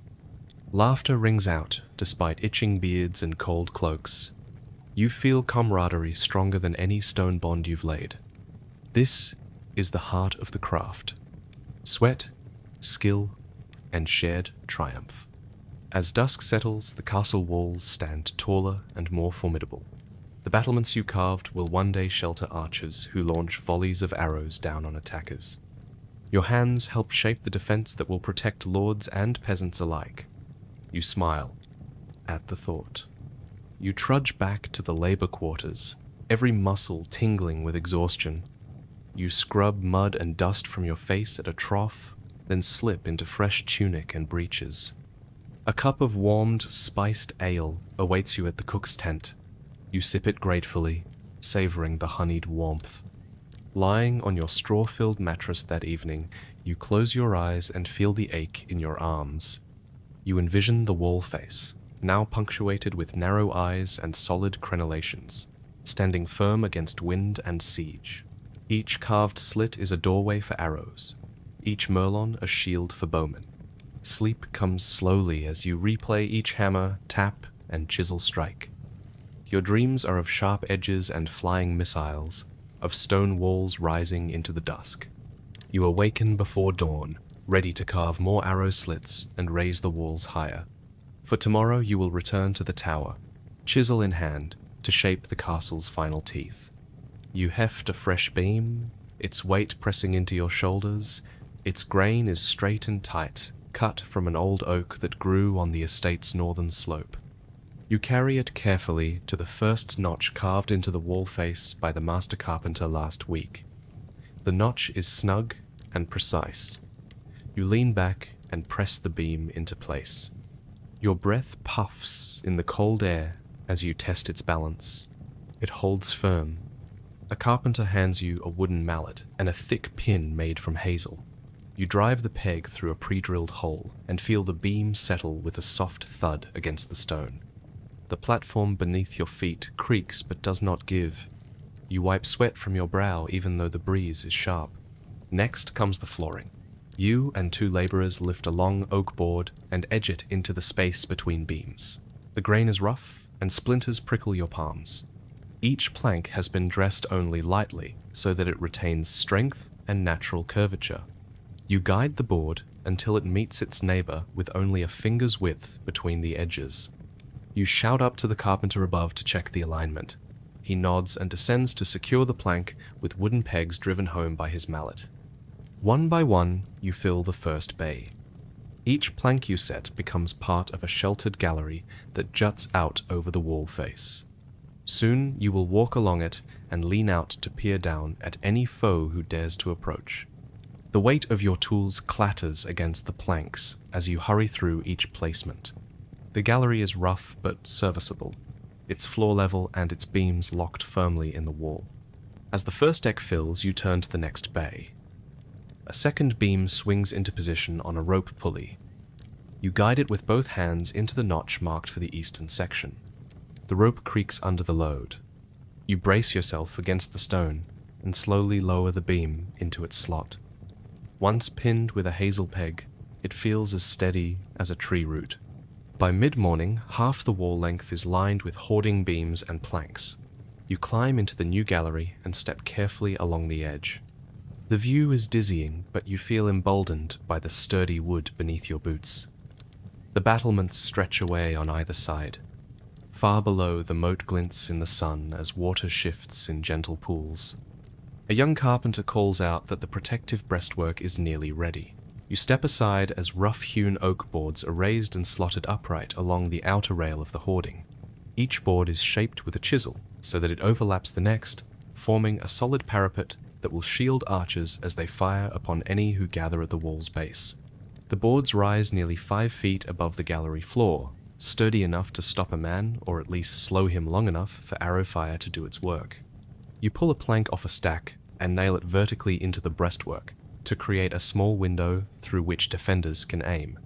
You hammer carefully so the head of the nail does not protrude on the inside. The wood cracks slightly under your blows, but holds firm. You test the slit by knocking an arrow and sliding it through. The fit is tight, but the arrow passes cleanly. You nod in satisfaction.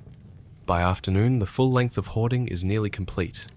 Oak beams brace the wall at regular intervals. Planks form a continuous gallery ledge.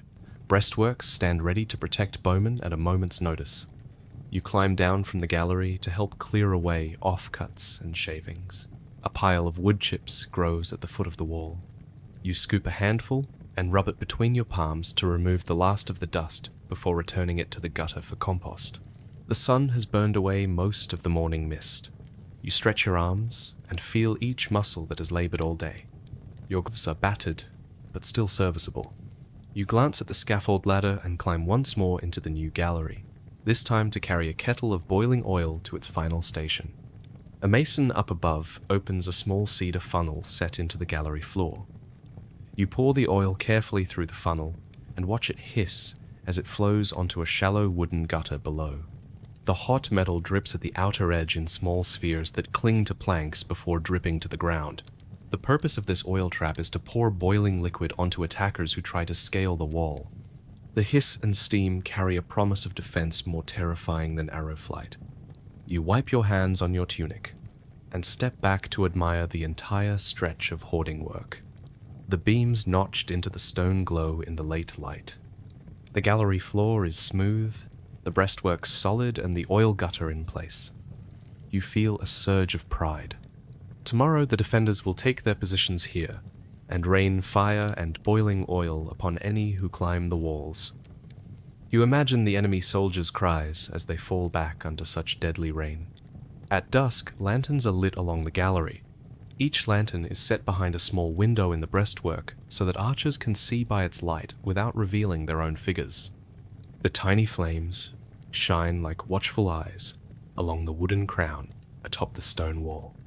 You descend into the courtyard where the other laborers gather to stow their tools. You hand back your mallet and chisels to the carpenter's apprentice. He checks them for chipping and oiling. You pick up your leather water satchel and take a long drink. The water tastes of copper from the brass fittings on your trowel belt. The hoarding stands like a wooden crown atop the curtain wall, ready to defend the castle when the trumpet sounds and the enemy closes in. You offer a weary nod to the master carpenter who oversaw the work. He claps your shoulder and grins, his face streaked with sawdust and sweat. You carry that pride with you as you trudge back to the camp, your shoulders aching but your spirit strong. You have helped build the castle's first line of defense, and tomorrow you will rise again to raise it higher still. By torchlight you gather in a ring around the fresh timber stakes marking the moat's edge. The air is cold enough to bite your lungs. Your breath knots in mist as you brace a shovel against your shoulder. The foreman nods and you plunge the blade into clay that feels almost like wet leather. The first heave of earth clears a shovelful of sodden soil. You fling it onto a growing bank beyond the wall. Behind you, comrades work in rhythm. Shovels rise and fall, metal on clay, echoing off the stone ramparts. Each scoop brings the trench closer to its final depth. Torches set around the perimeter burn low and orange. Their flames waver in the night breeze. Shadows dance across faces, etched with cold and concentration. No one speaks unless the foreman calls out a new alignment or warns of a hidden rock. The work continues without pause. Your overcoat grows stiff with dust and sweat. You strip it off and tie it at your waist. The cold steals into your bones, but you ignore it. The moat must be finished before winter rains set in. The soldiers need time to herd water from the spring to fill the trench and create a true barrier. After hours of digging, you reach a depth where the earth turns to clay. So heavy, it takes every ounce of your strength to lift a shovelful. Your shoulders burn. Your back protests with every bend. Yet the trench widens and deepens under your hands. At the bottom of the moat is a slow drip of water from an underground spring. You yell down to the chain gang hauling carts of soft mud away. They ferry the muck to fill the banks outside the inner wall. Soon the moat will hold enough water to drown siege ladders long before they reach the stones. A rider arrives from the spring head with a message for the foreman. You pause, leaning on your shovel, and catch your breath. The foreman storms over, lantern in hand, and nods gravely. The spring line has frozen in a shallow section. He points down to the water trickle below. Tonight's work must shift to repairing the conduit before the moat can fill. You hand off your shovel to a comrade and fetch a coil of leather hose and a wooden wedge. By torchlight, you slide water barrels into the trench and patch the frozen gap with heated sand and tar. Men pass buckets of hot water through a chain to thaw the pipe. Sweat and steam fill the air as the frozen line yields and water begins to flow again. Once the spring conduit is repaired, you return to digging. The trench is now near full depth and extends for nearly 200 feet around the wall. The bank outside the moat is higher than your head. You climb out of the trench to admire the work. The earth looks torn and raw but holds the promise of security. While you rest, the fortification crew ushers work on the drawbridge. Massive oak beams lie nearby, each nearly as wide as a man is tall. Ropes and pulleys hang from sturdy posts anchored to the inner wall. The bridge itself has been built on the courtyard floor and awaits installation. By midnight, the trench work is paused for the final lift of the drawbridge girders. You join 4 other labourers, hauling one end of a heavy beam toward the pulley post. You shove and strain against its weight. Your boots slip on muddy ground. Under your breath, you mumble a prayer for sure footing. At the post, the beam is slipped into the pulley block and secured with iron pins. A soldier turns the capstan, and the beam rises slowly. You guide it with a stout pole, keeping it clear of the scaffold timbers above. Inch by inch, it climbs until it hovers over the moat. A pair of irons hooks are latched into the beam so it can be lowered into sockets cut into the gatehouse walls. You duck under the beam as the capstan crew winds it slightly downward. A pause as the beam aligns with the sockets, and then a final heave brings it home. Wood grinds against stone, and you grunt as you push the beam fully into place. Now the bridge is suspended, held by thick ropes on either side. You and a mason test the balance. The bridge tilts slightly toward the moat. You signal the capstan crew to tighten the opposite rope. They turn the handle and the timber levels out, like a plank between walls. With the bridge secured, you tie off the ropes and inspect the pulleys.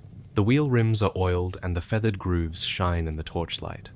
You run a hand over the rope fibers and catch a handful of frayed strands. You knot them back into place and tuck the ends into a cloth bag. No fray can be left to risk a snap under load. Finally, you step onto the drawbridge itself and feel it creak beneath your weight. Below, the water fills the moat to knee height. Beyond, the outer bank rises like a rampart. You pull on the bridge rope to test the lift. It slides up slowly with a deep sigh. You ease it back down and push until it rests flush with the courtyard floor. By the time the last lantern gutter snuffs out, the moat and drawbridge stand ready. The world is quiet except for the drip of water into clay and the distant hoot of an owl. You are bone-tired, cold, and muddy, but also fiercely proud. This barrier of earth and timber will keep the enemy at bay long before they reach your walls. You have dug the moat, healed the spring conduit, and hung the drawbridge. Tomorrow you will help raise portcullis guides and test the gate machinery. Tonight you return to your tent with aching limbs and a mind at ease. You rest soundly, knowing the castle's defenses have grown stronger under your hands. You wake before dawn to the call of the mason's horn and the weight of a wooden bucket pressed against your hip. The air is cold and thick with fog that clings to your tunic. Your bones ache before you stand. You haul yourself upright from the straw pallet you shared with 3 others. Your fingers go stiff as you reach for your tools, a trowel, a mallet, a chalk-lined bag, and a length of rope. You swallow the lump of bone-dry bread in your throat and shoulder your kit. Every movement reminds you that yesterday's labor lives on in your muscles. Today will be no gentler. By first light, you are hauling wheelbarrows of mortar from the mixing trough to the wall's base. The paste is heavier than you expected when it clings to your shovel, dragging your arms downward. You trudge back and forth through churned mud that tries to pull your boots off. Your back protests with each bent hinge of your spine.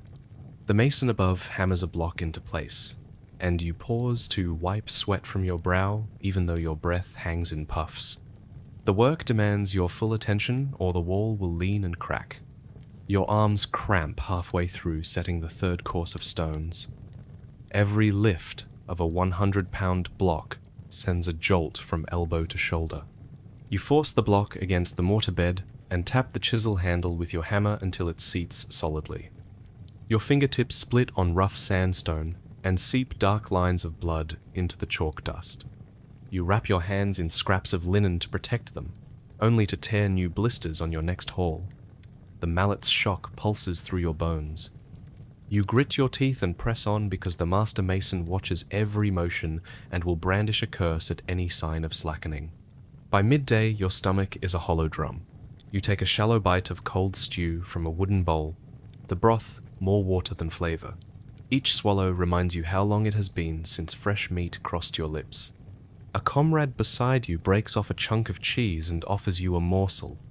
You accept with gratitude and chew slowly while slapping mud from your knee. Hunger gnaws at your focus. Your hands tremble as you squeeze mortar between two uneven stones. You can feel your strength slipping away. The wind picks up as afternoon shadows stretch across the scaffold. You climb to the next level to help carve arrow slits into the new battlement. The spray of rough limestone chips stings your eyes. You clamp a chisel between your teeth and focus on the groove. Every tap of your hammer echoes through the tower like a battle drum. Below, the ground seems far away and the drop unforgiving. A sudden gust wobbles the platform. You grip the beam with your free hand and steady your stance, heart pounding, before returning to your work. By evening, your legs shake as you haul the final plank into place for the wooden hoarding. Beeswax mixed with pine resin drips from your forearms. You lash beams with rope until your fingertips go numb. You test the overhang and see how it will pour boiling oil on anyone who dares come near the wall. The knowledge steels your spine. Even in this exhaustion, you feel a spark of purpose. When the sun dips below the horizon, you descend from the walls. The full moon glimmers on the trench you spent the night before digging for the moat. Your shoulders ache from hauling earth. Your knees tremble from crouching. Your boots squelch with clay.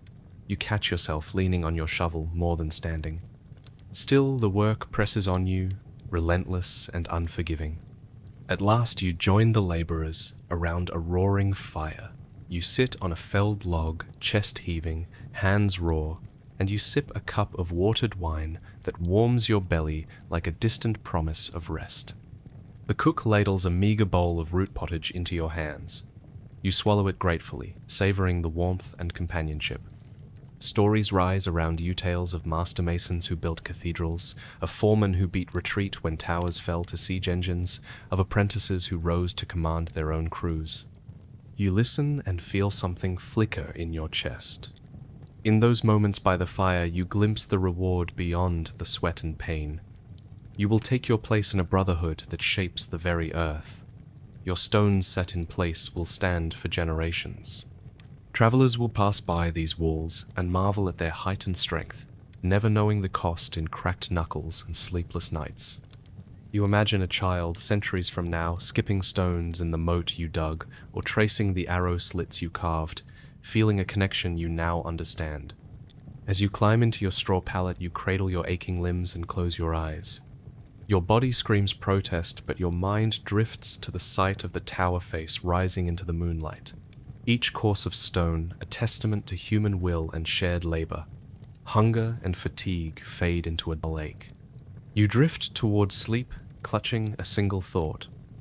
You may not last more than one such day, but that one day will shape you in ways no gentle life ever could. Tomorrow you will rise again, your arms ready to cramp once more, your fingers poised to split, and your spirit tested by wind and rain. Yet you will return with water and mortar, trowel and hammer, ready to build. Because in every blistered smile after a course is set, in every triumphant nod from the master mason, and in every stone perfectly seated against its neighbor, you will discover the quiet power of creation and the unbreakable bond of those who build together. And when the last stone of the day finally clicks into place and the sun slips below the ridge, you stagger away from the wall, every muscle humming with exhaustion. Your fingers are streaked with mortar, and your back feels as if it has aged 10 years overnight. Yet as you stand there, mud-caked and smiling despite yourself, you feel something flicker in your chest, pride. You have shaped raw earth into shelter, sweat into strength, and blisters into milestones. No luxury bed or warm supper can compare to the quiet, triumphant ache of knowing you helped build something meant to stand for centuries. And that, perhaps, is worth every knife-edge moment.